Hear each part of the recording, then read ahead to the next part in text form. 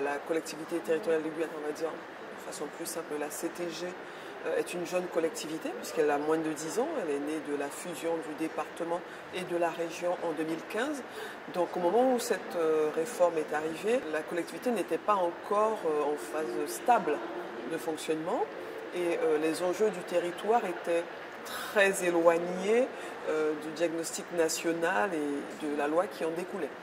Au moment de 2018, la collectivité était encore au stade de construire une offre de formation mieux adaptée aux besoins du territoire, commencer à construire une méthodologie mieux adaptée aux enjeux linguistiques du territoire, puisque c'est un territoire qui connaît une forte immigration, comme Mayotte. Essayer d'apporter des réponses à la thématique jeunesse, puisque près de 50%, voire un peu plus de 50% de la population a moins de 20 ans, moins de 25 ans. Pardon. Donc la traduction qui en a été faite, c'est à travers le pacte, la déclinaison du PIC. Et le pacte, il s'est terminé en 2022 là, reconduction en 2023. Tout reste encore à faire. Les réponses sont insuffisantes en matière de freins à l'accès à la formation, des freins géographiques notamment, puisque c'est un territoire avec plusieurs communes enclavées. Donc les enjeux se situent surtout à ce niveau-là.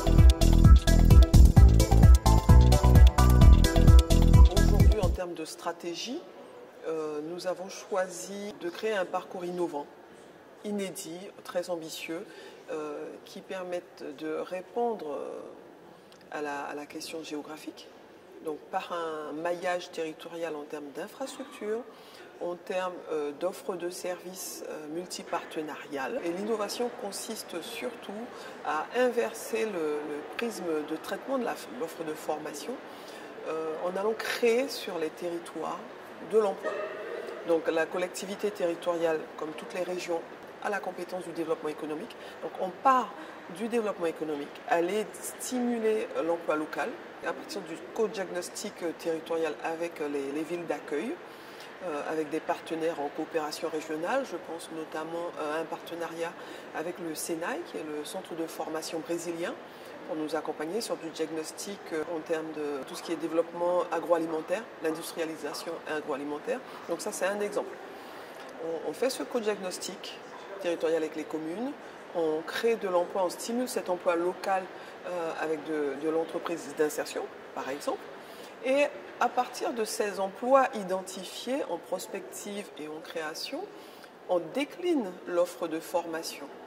Et par la même occasion, du coup, cet avenir qui est mieux maîtrisé, qui est mieux connu, et cette prospective beaucoup plus fine, on peut mieux orienter.